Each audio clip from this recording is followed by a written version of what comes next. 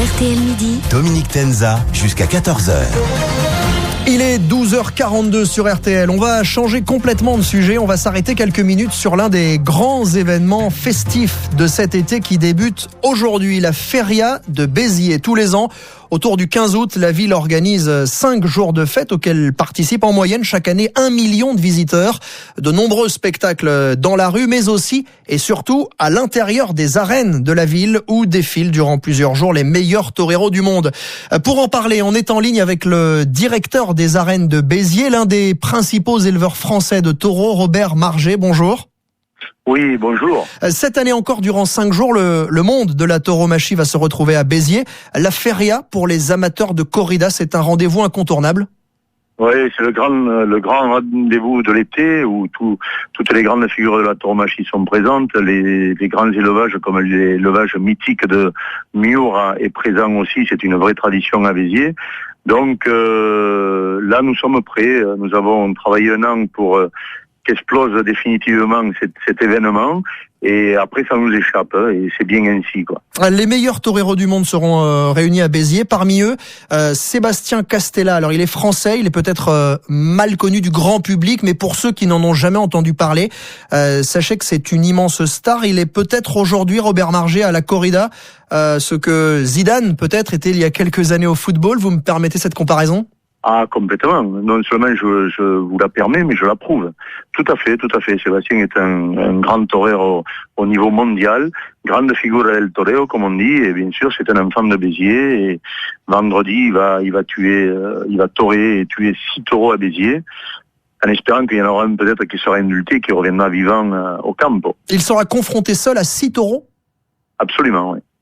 Vous le savez, Robert Marget, en France, des militants luttent pour faire interdire la corrida. Ils étaient plusieurs milliers à Alès au mois de mai. Ils seront de nouveau pas présents. Plusieurs milliers, non. Ils n'y étaient pas plusieurs milliers, loin de là. Quelques centaines, peut-être ? Oui. Ils seront en tout cas de nouveau présents à Béziers cette année. Oui, mais ils sont très peu. L'an dernier, on les a comptés, ils étaient 42 devant les arènes. Ça vous agace, ces opposants ? Non, moi je suis un homme tolérant, je vis ma passion depuis des années que je partage avec ma famille, on est tous au service du taureau, donc vous savez, je le dis assez souvent, le fascisme commence quand on veut imposer son idée à l'autre. Nous, la tauromachie, c'est une culture qui est millénaire, la symbolique du taureau autour de la Méditerranée, ça a pratiquement 9000 ans d'histoire, de culte, de respect, donc voilà, moi je peux comprendre qu'on n'aime pas la corrida, mais qu'eux comprennent qu'il y a des millions de personnes dans le monde qui l'aiment, et pas des moindres, et donc si ces gens-là l'aiment, ils ont un cœur, ils ont un cerveau, c'est qu'il y a des raisons profondes autres que juste de tuer un animal. Ils mettent en avant justement ce combat qui est, ils disent inégal entre le torero armé d'une épée et puis de l'autre côté le taureau qui est tout seul. Oui, mais bon, c'est sûr qu'il y en a certains qui aimeraient voir mourir des hommes plutôt que des taureaux. Moi, ma vie, je l'ai faite autour du taureau, je l'ai choisi puisque j'étais employé de banque avant. J'ai voué ma vie au taureau, mais Dieu sait si j'aime mes bêtes, mais d'abord l'humain, quoi. L'humain avant tout. Vous diriez que la corrida, c'est une partie vraiment intégrante de la culture française aujourd'hui ? Non, c'est une partie de la culture du sud de la France. Voilà, c'est une vraie partie de la culture du sud de la France. C'est une vraie réalité économique dans des villes comme Béziers. Ça fait vivre du monde. Des fois un peu au niveau économique embêté parce que pour l'emploi, pour un tas de trucs. Et la feria génère une manne économique que si cette manne n'était pas là, je pense qu'il y aurait quelques dépôts de bilan à la fin de l'année, quoi. Donc, je veux dire, ça permet aussi la survie de certains commerces, quoi. Il faut comprendre, c'est un tout, la feria et la corrida. Merci beaucoup, en tout cas, Robert Marget, directeur des arènes de Béziers, d'avoir été notre invité. On vous souhaite une très belle Feria 2013. Ça démarre aujourd'hui et ça va durer 5 jours. N'hésitez pas à nous appeler au 3210. Évidemment, la corrida est un sujet qui divise en Espagne, mais aussi en France, chez nous. Vous êtes aficionado, vous assistez régulièrement à des corridas. Dites-nous pourquoi, dites-nous ce que vous aimez. À l'inverse, si vous êtes radicalement opposé à ce genre de spectacle, on peut en parler également. Ensemble, à partir de 13h. Appelez le 3210. Les auditeurs ont la parole dans RTL Midi, Dominique Tenza. Et on est ensemble jusqu'à 14h pour dialoguer au 3210, le SMS 64 900, code parole. On va revenir sur le sujet de la corrida. Beaucoup de messages depuis tout à l'heure au 64 900. Vous l'avez peut-être entendu dans le journal. Notre invité était le directeur des arènes de Béziers, éleveur de taureaux et grand amateur évidemment de corrida à l'occasion de la feria de Béziers qui débute aujourd'hui. Beaucoup de messages comme celui-ci. Donner la parole à des massacreurs d'animaux est intolérable. Alors voilà, je voulais signaler que sur RTL, tout le monde a le droit d'exprimer son point de vue sur tous les sujets, y compris sur celui de la tauromachie. La preuve, c'est qu'on prend tout de suite en ligne Jean-Pierre. Bonjour Jean-Pierre. Oui, bonjour. Vous nous appelez de Nîmes dans le Gard. Oui. Et vous êtes président, vous, du CRAC, le comité radicalement anti-corrida. Vous ne partagez donc évidemment pas le même point de vue que Robert Marget, le directeur des arènes. Expliquez-nous, c'est le combat de votre vie, le combat contre la corrida ? Oui, j'allais dire par nécessité, ça l'est devenu. En l'occurrence, en ce qui me concerne, ce qui m'a amené à cette lutte, puisque nous avons une association qui s'appelle aussi le CRAC Europe pour la protection de l'enfance, c'est le fait particulièrement insupportable, au-delà du massacre des animaux pour le plaisir et pas pour autre chose dans des arènes, d'embrigader des enfants, soit en tant que spectateurs, soit dans des écoles de tauromachie. Il y en a justement une à Béziers où des gamins de 10-12 ans apprennent à torturer des veaux qui hurlent à la mort, c'est assez épouvantable, ou alors un prosélytisme forcené dans les lieux d'enseignement de la maternelle jusqu'à l'université. Donc oui, c'est insupportable, cette espèce d'accoutumance à l'extrême violence, parce que quand on est capable de se faire plaisir, puisque les aficionados n'ont que ce mot à la bouche, en torturant des animaux, alors si on a des humains sous la main, on le fait aussi, et nous en avons apporté malheureusement la preuve. Nous étions 60 militants en octobre 2011 dans un petit village à côté de Nîmes qui s'appelle Rodillan. Qui organise également des corridas ? Pardon ? Qui organise également des corridas ? Oui, absolument, oui. C'était même le pompon, c'était la finale de graines de torero, qu'on appelle graines de tortionnaire, nous. Autrement dit, il y a aussi une école de tauromachie à Nîmes, à Arles, et donc, jusqu'en 2011, il y avait une espèce de tournoi absolument insensé autour de Nîmes, où des jeunes, donc, se montraient leur talent, entre guillemets, et torturaient de jeunes taureaux. Donc, nous étions là pour sauter dans l'arène. Nous l'avons fait pour empêcher le massacre. Nous étions 65 enchaînés sur le sable et le massacre a eu lieu, mais sur nous. Et là, en l'occurrence, il y aura bientôt à Nîmes un procès sans précédent parce que la fine fleur de la tauromachie nîmoise s'est déchaînée, s'est jetée sur nous. Il y a actuellement 30 agresseurs identifiés, 70 plaintes de notre côté. Les militants abolitionnistes et pacifistes ont été exemplaires. Nous avons été tabassés, il y a eu des attouchements sexuels, une fille, on lui a arraché son soutien-gorge. Voilà ce que font les aficionados. Alors pas tous, on va peut-être pas mettre tout le monde dans le même panier, Jean-Pierre. Vous avez entendu tout à l'heure. Je donne un exemple. Jean-Pierre, vécu. je vous coupe. Vous avez entendu tout à l'heure Robert Marget dire que la corrida était une tradition millénaire en France. Et c'est vrai que ça existe depuis. Mais attendez, là ça fait rire parce que ça vous fait rire en tout cas. Le monde de la tauromachie, c'est le monde du mensonge permanent. Dès qu'on touche à un sujet, ils racontent n'importe quoi avec un aplomb faramineux. Il faudrait qu'ils s'entendent entre eux. Figurez-vous que nous étions pour une manifestation avec le collectif Scaleria Bayonne Anticorrida à Bayonne le week-end dernier, le vendredi. Et que faisait le vendredi le maire de Bayonne, Monsieur Grenet ? Il fêtait les 160 ans de l'introduction de la corrida en France. Alors comment peut-on parler de millénaire alors que ça ne fait que 160 ans ? Qu'elle existe en France, en tout cas une tradition millénaire en Espagne, chez nos voisins espagnols. Non, en Espagne, les historiens le démontrent, c'est 17e, 18e siècle, il faut voir comment ça a commencé. Soit des seigneurs de guerre qui transperçaient des taureaux pour s'entraîner à la guerre depuis leurs chevaux à coups de lance, d'où les picadors maintenant, premier tertio de la corrida, soit des apprentis bouchers, désœuvrés dans les arrière-cours des abattoirs de Séville, qui torturaient les bovins avant de les abattre pour les manger. C'est quand même pas très glorieux comme origine, alors nous savons bien que pour eux, c'est le culte de Mitra, les délires... Le terme de spectacle, en tout cas, vous le contestez fermement. Pour vous, ce n'est pas un spectacle ? Non, si à ce moment-là, écarteler des gens en place de grève, décapiter en place de grève et en public, c'était aussi des spectacles et ça faisait ça le comble entre guillemets. Je crois qu'il est temps maintenant en 2013 de reconnaître qu'il faut cesser ces pratiques et surtout, je voudrais insister sur l'aspect démocratique de la chose parce que nous sommes malheureusement, certains trouvent qu'on exagère en utilisant ces mots, mais nous sommes en dictature tauromachique puisque nous demandons juste des référendums dans les villes où nous sommes majoritaires pour l'abolition. Comme ce qui s'est passé comme ça a eu lieu en Catalogne il y a quelques mois en Catalogne espagnole. Jean-Pierre, restez avec nous. Jean-Pierre, on va accueillir sur le même sujet Lionel, qui est lui ce qu'on appelle un aficionado, un grand passionné de corrida. Bonjour Lionel.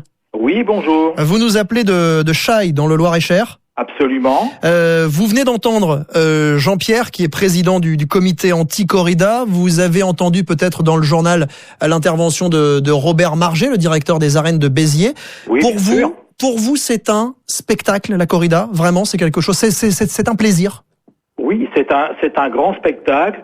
C'est le grand spectacle justement de la vie et non pas de la mort. Le président du groupuscule du crack là. Le groupuscule, 4500 adhérents et donateurs, 1600 personnes. Oui, monsieur, je vous ai pas coupé la parole. Attendez, Jean-Pierre, on va laisser Lionel s'exprimer. Voilà, c'est un comité radicalement anti-corrida. C'est tout. Jean-Pierre, on va laisser Lionel s'exprimer. Lionel, déjà tout de suite, je dirais que ce monsieur représente le ridicule, car il tourne à son avantage l'histoire, et je pense qu'il n'a pas encore été assez loin pour rechercher l'histoire des origines du taureau et de la tauromachie, parce que bien avant le XVIIe siècle, il existait, avec les morts en Espagne, des combats de taureaux pour la vie et pour pouvoir manger et protéger aussi les récoltes. Mais enfin, on ne va pas faire un combat d'historien. Moi, je préfère parler... Qu'est-ce que vous aimez, Lionel? Qu'est-ce qui vous fait plaisir, qui vous procure du plaisir dans la corrida? Le grand combat de la vie, le grand combat du courage d'un homme seul devant un monstre de chair et de muscles, et qui veut absolument tuer l'homme. Et moi, dans un combat, le combat le plus important, c'est le combat de la vie. Et ce taureau est sublime. Ce taureau est sublime dans son combat contre l'homme, et qui, effectivement, la bête mourra, bien entendu, à la fin de son combat. Lionel, l'un des arguments justement des anti-corridas, c'est de dire mais ce combat, il n'est pas égal, ce combat, il est loin d'être égal. Il y a d'un côté un homme avec une épée et des gens pour lui porter secours en cas de problème, et de l'autre côté le taureau qui est tout seul. Oui, le taureau est tout seul, mais l'homme est tout seul, et l'homme devant les armes du taureau, car le taureau est brillamment armé, il a ses armes, le taureau. N'oubliez pas qu'il est très très fortement armé. Il a ses cornes très affûtées. Il a ses 500 kilos environ à peu près de chair et de muscles. Et quelquefois... Face à des toreros qui sont souvent longilignes. Jean-Pierre, vous venez d'entendre ce que vient de dire Lionel, ce combat égal entre l'homme et le taureau. Oui, j'imagine que ça ne vous convainc pas du tout. C'est toujours le même discours absolument affligeant, truffé de mensonges, c'est pas un seul. Monsieur, je vous ai pas interrompu, non, mais les mensonges, c'est vous qui les véhiculez depuis des années. Bon, vous permettez, je vous ai interrompu. Ah, mais vous m'avez... Attendez, chacun votre tour. Si vous voulez qu'on essaye d'avoir une discussion, un débat sur ce sujet qui est compliqué et qui provoque pas mal de réactions et de remous, on va y aller chacun son tour. Jean-Pierre, le combat égal entre l'homme et la bête. Donc, combat totalement inégal, puisque c'est pas un homme contre un taureau. Déjà, ils sont 6 contre 1. Il y a ce qu'on appelle une quadrilla. Oh, monsieur, vous allez pas m'apprendre la tauromachie. S'il vous plaît, c'est votre méthode d'interrompre tout le temps les aficionados parce que vous ne voulez pas entendre la réalité, on le sait. Donc ils sont 6 contre 1. Il est affaibli à coups de pique pour commencer. On le fait saigner abondamment. On lui coupe les ligaments nucales pour qu'il ne puisse pas remonter la tête et être moins dangereux pour le torero. Ensuite, l'afeitado existe. La ville de Nîmes est sortie de l'Union des villes taurines de France parce que tous les taureaux sont affeités. L'afeitado, monsieur est au courant sûrement puisque c'est un spécialiste, c'est couper à vif les cornes du taureau et les refaire. Nous avons des images de ça, c'est épouvantable. C'est comme si on nous sciait une dent à vif, les refaire, et le taureau perd ses repères spatiaux. Donc quant à au monstre dont monsieur parle et de la vie, mais c'est la mort et c'est l'agonie, je vois pas où est la vie là-dedans, donc c'est toujours plaquer des images humaines et faire de l'anthropomorphisme sur une situation où un pauvre herbivore n'a rien demandé.